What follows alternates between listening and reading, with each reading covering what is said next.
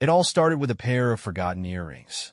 A mundane morning, like any other, with the scent of bacon and coffee lingering in the air. My wife, Emily, was in her usual rush, brushing past me to grab her travel mug. Her smile felt distant, rehearsed almost. It wasn't unusual for Emily to be scatterbrained on weekdays, but this time, something was different. I couldn't quite put my finger on it. I loved her, you know? Cool. You loved her? We'd been married 12 years, and she was still the most beautiful woman I'd ever seen. But there had been cracks forming in our little world. Tiny ones barely noticeable unless you squinted. The late nights at work, the random bursts of energy when she'd come home humming some new pop tune. And, of course, those earrings. I found them a few days later, tucked between the cushions of the couch. They weren't Emily's style. Too flashy, too cheap. She had an understated elegance, preferring simple jewelry, the kind that whispered instead of shouted. When I showed them to her, she shrugged it off. A friend must have left them. I didn't press her. Why would I? She had never given me a reason to doubt her before. That evening, I sat alone on the porch, the sky bruising into twilight. Emily was out with her co-workers, celebrating some promotion or another. I wanted to be happy for her, but something gnawed at me. Her excuses had started to pile up like autumn leaves, beautiful at first, but messy when you looked closer. Maybe it was nothing. Maybe I was being paranoid. Still, I couldn't ignore the way she'd avoided my eyes when I kissed her goodbye, or how she clutched her phone like it was a lifeline, her thumb hovering over the screen. My Emily used to share everything with me, but now, it felt like there were pieces of her I wasn't allowed to touch. And that's when the thought first crept in, insidious, dark, and unwelcome. What if I wasn't the only one she was saying goodbye to tonight? It wasn't a loud voice, more like a whisper in the back of my mind, tugging at me as I tried to focus on anything else. The television flickered in the living room, some mindless sitcom Emily and I used to laugh at together. I wasn't laughing tonight. I kept glancing at my phone, half hoping, half dreading her name would pop up. At 10:37 p.m., it finally did. A text. Hey babe, running late. Don't wait up. Love you. Short, sweet, and safe. Too safe. It was exactly the kind of message a wife would send her trusting husband while she knew. I couldn't finish that thought.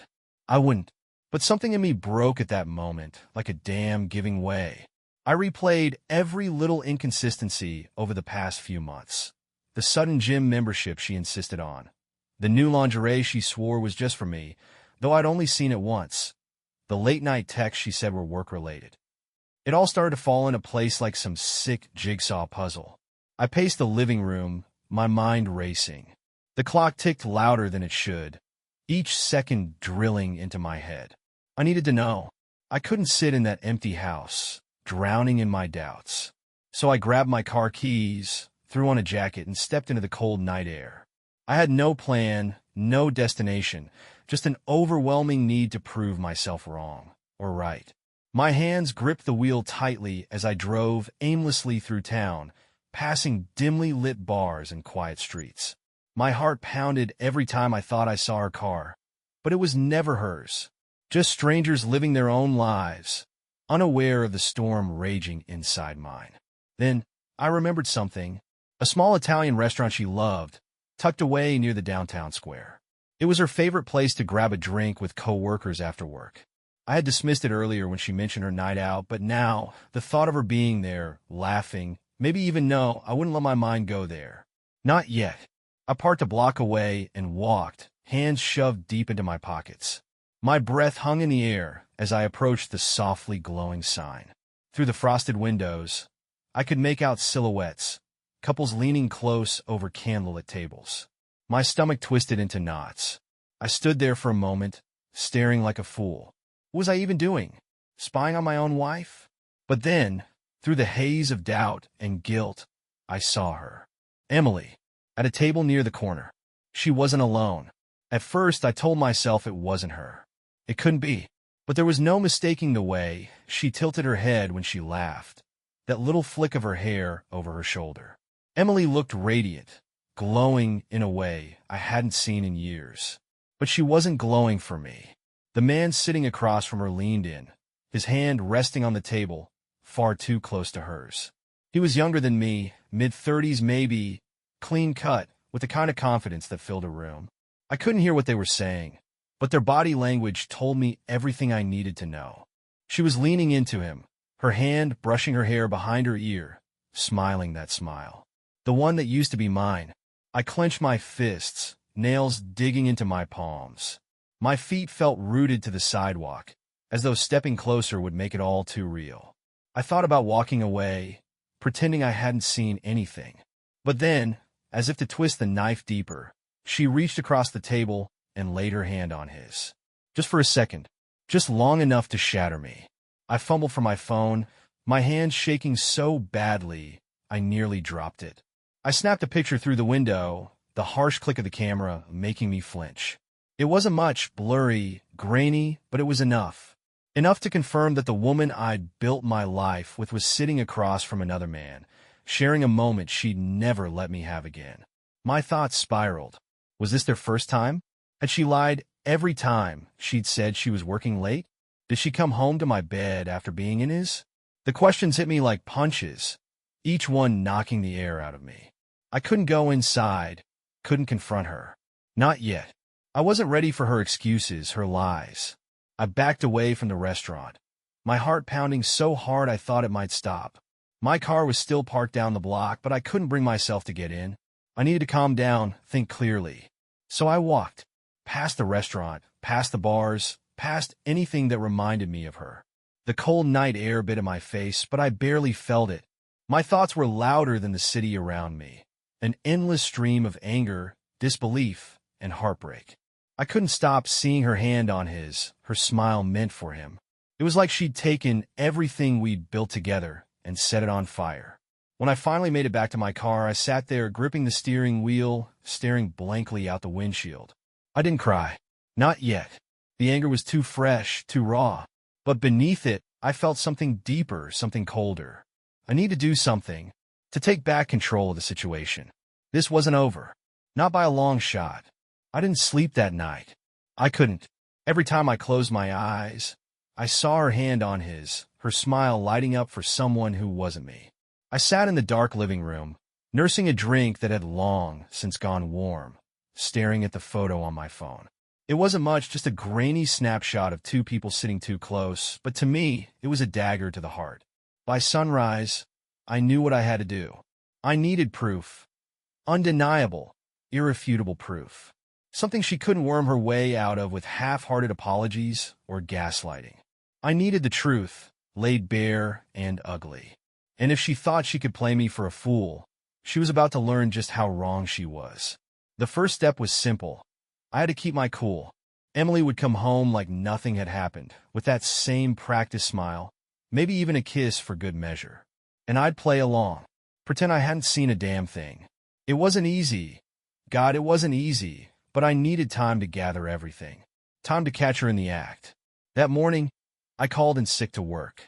I told my boss I wasn't feeling well, which wasn't far from the truth. My stomach churned every time I thought about her, but not with love. No, this was something else. Something darker.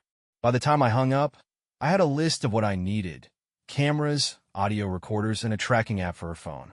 I spent the day setting everything up. A small camera tucked into the corner of the bedroom, another hidden in the living room. I even placed a voice recorder in her car, wedged deep under the passenger seat where she'd never find it. Each step felt like peeling back another layer of our life together, exposing the rot beneath the surface. When she came home that evening, I was ready. I smiled, kissed her on the cheek, and asked about her day. She was good, damn good. She laughed, told me some story about a co-worker's ridiculous antics, and curled up on the couch like nothing had changed. But I noticed the little things. The way her phone never left her side. The quick glances she thought I wouldn't catch. I played the part of the oblivious husband perfectly, right down to tucking her into bed that night. But as soon as she was asleep, I got to work. Her phone was the key to everything, and I knew her password our anniversary. She thought she was so clever, hiding things in plain sight, but she underestimated me. It didn't take long to find what I was looking for. Text from an unsaved number, scattered with emojis and inside jokes. Late-night messages that made my blood boil. My favorite was one she sent just before her little dinner date the night before. Can't wait to see you tonight. I've missed you. I stared at the screen, the words burning into my brain. Missed him? Missed him? Like I hadn't been there, holding her through every storm, building a life together? My hands shook as I scrolled further, but I forced myself to keep going. Every new message, every stolen moment she'd shared with this stranger, was fuel for the fire inside me. By the time I finished, I had enough to confront her. But that wasn't enough. Not yet. She'd see my anger coming a mile away, and she'd find a way to twist it, to make me the villain in her story. No, I needed something more, something she wouldn't expect. That's when it hit me, the idea that would change everything. It was unconventional, yes, but it was perfect, shocking. And when it was over, she'd never forget who I was, or what I was capable of. The idea came to me like a lightning strike. One moment, I was drowning in rage and despair, scrolling through her texts with this faceless man, and the next, my mind was crystal clear. If Emily wanted to rewrite the rules of our marriage, then I would rewrite them too. But on my terms. No screaming, no pleading, no messy confrontations. I would handle this my way, quietly, methodically. By the time Emily woke up the next morning, I had everything set in motion. I greeted her in the kitchen with her favorite breakfast, pancakes, fresh berries, the works. She smiled at me like nothing was wrong, her betrayal tucked neatly out of sight. I smiled back, pretending I wasn't picturing her lover's face, wondering if he smiled at her the same way I used to. She kissed me goodbye before leaving for work, her scent lingering in the air long after she was gone. As soon as the door closed, I grabbed my phone and began making calls. First, to a private investigator I'd found online. His name was Dan, and he didn't ask too many questions, which was exactly what I needed. Within an hour, he was on the job, tailing Emily and her little playmate. Next, I called a locksmith. I needed new locks for the house, and I needed them fast. I told the guy it was for a security upgrade, and he didn't press for details. By the end of the day, I had a new set of keys in my pocket and the knowledge that Emily would never walk into this house again without my say-so. But that wasn't enough. My plan needed more. It needed a twist, something that would leave her speechless. And then I remembered the other name in her texts, her lover, Daniel. From what I'd pieced together, he worked at a real estate agency downtown. A quick search gave me his office address, and that's where I went next. I walked into his office that afternoon, the receptionist eyeing me warily as I asked for him. She didn't ask for details, just led me to a small conference room and said he'd be with me shortly. I waited, my heart pounding like a drum, the weight of what I was about to do pressing down on me. When he walked in, I was surprised by how ordinary he looked. Handsome, sure, but not the kind of man who should have been able to steal my wife. He wore a tailored suit and a confident smile, but when he saw me, the smile faltered. "Can I help you?" he asked, his tone polite but guarded. I didn't answer right away. Instead, I slid my phone across the table. The screen lit up with one of the many photos I'd taken of him and Emily together. His face went pale, and for a moment, he was too stunned to speak. "Let me save you the trouble," I said, my voice calm. "I know everything. About you, about her, about all of it. And here's what's going to happen." I laid out my terms in a tone that brokered no argument. He would end it. Today. He would never contact her again, never so much as glance in her direction. And if he so much as thought about crossing me, well, I'd make sure his cozy little life came crashing down around him. I had the photos, the texts, the receipts. By the time I left his office, I felt like I'd taken the first step toward reclaiming my life. But I wasn't done. Not yet. This was only the beginning. The next few days passed in a haze of careful planning and quiet deceit. Emily carried on as though nothing had changed, oblivious to the new locks on the doors or the private investigator tracking her every move. I played the role of the loving husband to perfection, all the while counting down to the moment everything would come crashing down for her. Dan, the PI, delivered updates daily. Texts, photos, phone records, he had it all. Emily and Daniel hadn't met up again after my little visit to his office. Whether it was because of my warning or sheer coincidence didn't matter. I wasn't naive enough to think it was over between them, but I could see the cracks beginning to form. The first sign came on a Tuesday night. Emily came home later than usual, her hair tousled and her cheeks flushed. She kissed me on the cheek as she walked through the door, muttering something about traffic. But I knew better. Dan had sent me a photo just an hour earlier, her sitting alone at a park, staring at her phone with a look of quiet frustration. She'd been waiting for someone who didn't show up. Good, I thought. Let her feel a little of what I'd been feeling. Let her wonder why her perfect little fantasy was starting to unravel. That night, as we lay in bed, she turned to me with a soft smile, brushing her fingers against my arm. "You've been so good to me lately," she said, her voice thick with whatever guilt she thought she could hide. "I've been thinking maybe we should take a trip. Just the two of us. Get away for a while." "A trip?" I kept my voice neutral, careful not to give anything away. "Where to?" "I don't know," she said, her smile growing. "Somewhere warm, maybe? We could use a break." "I could use a break." I smiled back, my heart thudding in my chest. She was trying to patch things up, to cover her tracks with a romantic getaway. And I could see it all so clearly now. She wasn't sorry for what she'd done. She was sorry she'd been caught, even if she didn't know it yet. That night, as she slept beside me, I finalized the details of my plan. The locks were in place, the evidence was gathered, and Daniel had been warned. There was just one piece left to set into motion, one final move to ensure Emily would never forget what she'd done to me. The setup. 2 days later, I told her I had a surprise plan for us. Her eyes lit up, her excitement genuine, or at least convincing. I told her to pack a bag, something nice for dinner, and something casual for the morning. She asked where we were going, but I kept my answers vague, teasing her with the promise of a night she'd never forget. We drove out of town that evening, the setting sun painting the sky in shades of orange and pink. She leaned back in her seat, humming along to the radio, completely unaware of the storm brewing beside her.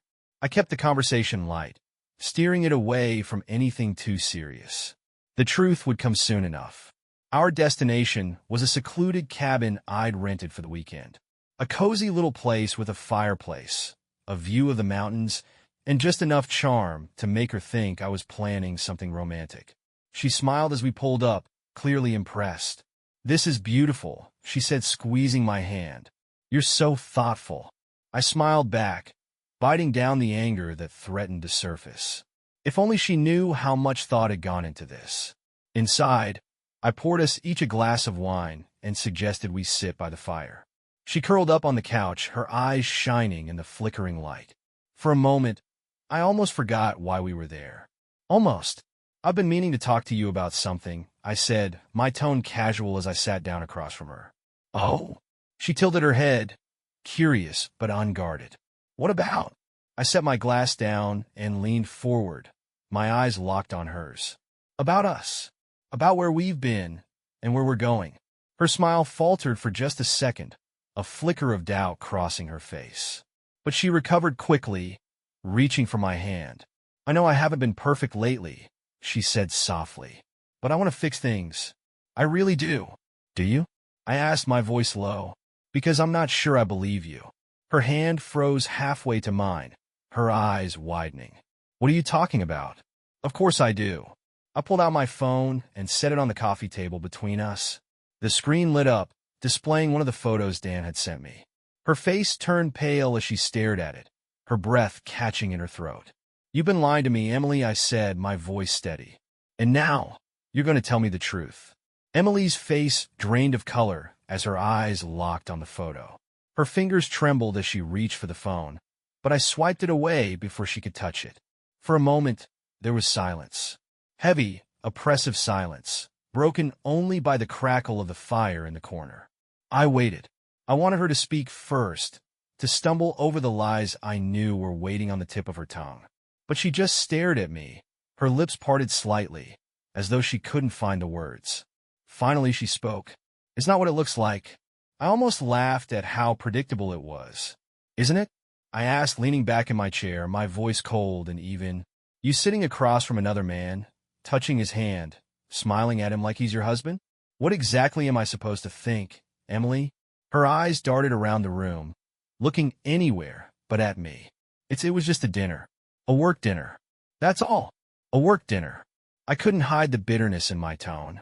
That's funny, because I don't remember your job requiring you to kiss your coworkers. She flinched, her hands gripping the edge of the couch. I didn't kiss him. I mean, it wasn't like that. It was just, I don't know, a mistake. A mistake? I leaned forward, my voice rising. How many times did you make this mistake, Emily? Once? Twice? Or was it every time you told me you were working late? She shook her head, tears welling up in her eyes. It wasn't like that. I swear it wasn't. I never meant for it to happen. I slammed my hand on the table, making her jump. Don't you dare lie to me. I know everything. The texts, the calls, the photos. You've been sneaking around behind my back, and you think you can sit here and play innocent? Her tears spilled over, streaming down her face. I'm sorry, she whispered. I didn't mean to hurt you. I didn't know what else to do. You've been so distant lately, and I felt, I don't know, lonely. Lonely. The word hit me like a punch to the gut. I stared at her, the woman I'd built my life with, the mother of my children, and felt nothing but rage. I've been distant? I said, my voice shaking. Do you have any idea what I've done for you? For us? I've given you everything, Emily. Everything. And this is how you repay me? She sobbed harder, burying her face in her hands. I know I messed up, but I love you. I never stopped loving you. I laughed, bitter and hollow. Love? Is that what you call this? Lying, cheating, sneaking around? If this is love, Emily, I don't want any part of it. She reached for me, her hand trembling, but I stood up, stepping out of her reach. Don't, I said, my voice cold. Don't you dare try to touch me. You don't get to cry and say you're sorry and expect me to forgive you. I paced the room, the firelight casting shadows on the walls. She watched me, her face a mask of despair. Well, what do you want me to do? She asked, her voice barely above a whisper. What do I want? I stopped, staring at her. I wanted to feel what I felt. I want you to understand what it's like to have everything you love ripped away from you. She shook her head, her tears falling faster. I'll do anything, she said. Anything to fix this. Just tell me how. I didn't answer. Not yet. Because the plan wasn't complete, and she had no idea what was coming. Emily sat on the couch, her tears carving paths down her face, but I didn't care. The love I once felt for her had been buried beneath the rubble of her betrayal. I stared at her, letting the silence stretch, letting her twist in the agony of the unknown. She'd asked what I wanted, and now it was time to show her. I reached into my jacket pocket and pulled out a manila envelope. Her eyes locked on it instantly, confusion and fear flickering across her face. This, I said, tossing it onto the table between us, is what I want you to do. She hesitated, her trembling hands hovering above the envelope like it might bite her. Go on, I said, my voice low. Open it. Slowly, she slid the envelope closer, her fingers fumbling with the clasp. When she finally pulled out the contents, her face went white. Inside were photos of her and Daniel. The park, the restaurant, the hotel lobby. Every stolen moment she thought had been private was laid bare in those glossy images. And then there were the documents. Divorce papers, neatly prepared, her signature line glaring up at her like a sentence waiting to be served. Her voice broke as she tried to speak. Mark, what is this? It's your way out, I said, my tone sharp and unyielding. You sign those papers, you leave this house, and you take only what you came with. Nothing more. She shook her head, the papers slipping from her hands. No, Mark, you can't mean this. We can fix this. We can go to counseling. Please, we can fix it. Fix it? I laughed, the sound harsh and bitter. You can't fix this, Emily. You broke it. You shattered it into pieces, and now you want me to sweep it all up and pretend it never happened? No. This is done. Her tears came harder, her words tumbling out in a desperate plea. I love you, Mark. I do. I made a mistake, but I love you. Please don't do this. Please. I leaned in, my voice dropping to a dangerous whisper. Love? You don't even know what that word means. If you loved me, you wouldn't have done this. You wouldn't have looked me in the eye every day and lied. So don't you dare sit there and tell me you love me. She sobbed, clutching at the papers like they were the only thing keeping her afloat. But I didn't stop. I couldn't, because this was only the beginning. I stood up, towering over her as I spoke. Here's how this is going to work. You're going to sign those papers, you're going to pack your things, and you're going to leave. You can go to him, or you can go to hell for all I care. But you're not staying here. Not in my house. She looked up at me, her face crumpled in anguish. And the kids? She whispered. My chest tightened, the mention of our children cutting deeper than anything else. They stay with me, I said firmly. You can see them, but you don't get to take them from me. Not after this. Her sobs turned into wails, but I stood my ground. This was the moment I'd been planning for, the culmination of every sleepless night, every ounce of pain she caused me. She thought she could cheat and lie and walk away unscathed, but I was about to teach her a lesson she'd never forget. You have until tomorrow, I said, turning toward the door. Sign the papers. Or don't. It doesn't matter to me. But if you're still here by the time the sun comes up, I'll make sure everyone knows exactly what you've done. I left her there, broken and sobbing, as I walked out into the cold night. The stars above were bright, indifferent to the chaos below. But for the first time in weeks, I felt something close to peace. This wasn't over, not yet. But the end was in sight. I barely slept that night. Not out of regret. No, there was none of that. I was running on pure adrenaline, my mind racing with the final steps of my plan. Emily thought she had the upper hand for so long, living her double life, lying with ease. But now, I was the one in control, and she had no idea what was coming next. By morning, she still hadn't signed the papers. I wasn't surprised. Her stubborn streak was one of the things I used to love about her, but now it was just another hurdle to clear. She sat at the kitchen table, her face pale and drawn, clutching a coffee mug like it might anchor her to reality. I walked in calm, composed, as if nothing had happened. Morning, I said, pouring myself a cup of coffee. She didn't respond, just stared down at the papers still spread out on the table. I could feel the tension radiating off her, but I didn't let it bother me. This was her last chance, and she knew it. I gave you one night, Emily, I said, sitting across from her. One night to decide how this ends. Have you made your choice? Her voice cracked when she spoke. I can't sign them, Mark. I can't just throw everything away like this. I leaned back, sipping my coffee, studying her like a stranger. You already threw it away. Emily, you threw it away the moment you let him into your life. This is just me making it official. She opened her mouth to argue, but I held up a hand to stop her. I don't need your excuses, I said sharply. What I need is closure. And if you won't give it to me, I'll take it myself. Her confusion was palpable, her brows knitting together as she tried to make sense of my words. What do you mean? She asked, her voice trembling. You'll see, I said, standing up and walking toward the door. Pack your things. You want to leave before this gets messy. With that, I left her sitting there, her coffee forgotten, the weight of my words sinking in. I stepped outside into the crisp morning air, pulling my phone from my pocket. It was time. I'd spent weeks preparing for this moment, gathering everything I needed to make sure Emily's betrayal didn't just hurt me. It followed her. Forever. The photos, the texts, the videos, all neatly compiled into one damning file. I didn't just have evidence. I had a weapon. With a few taps, I sent the file to everyone who mattered in her life. Her parents, her co-workers, her closest friends. Even the PDA group she loved so much. They were all about to see Emily for who she really was.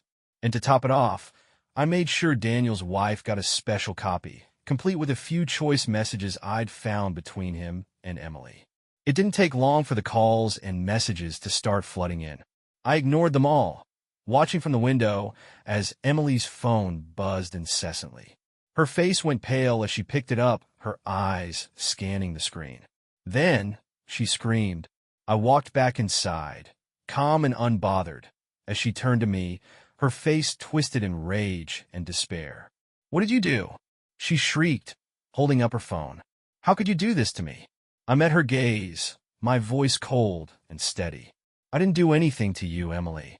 You did this to yourself. She collapsed into a chair, tears streaming down her face as the reality of her actions sank in. Her perfect little world had come crashing down, and there was no one to blame but herself. And me? I felt nothing but relief. For the first time in weeks, I felt free. Free of her lies, her betrayal, her toxic presence. She'd taken everything from me, but in the end, I was the one who had the last word. As I walked out the door, leaving her to deal with the fallout, I realized something.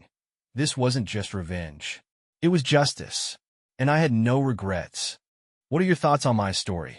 Let me know in the comments what you think about my choice and how you might have dealt with it.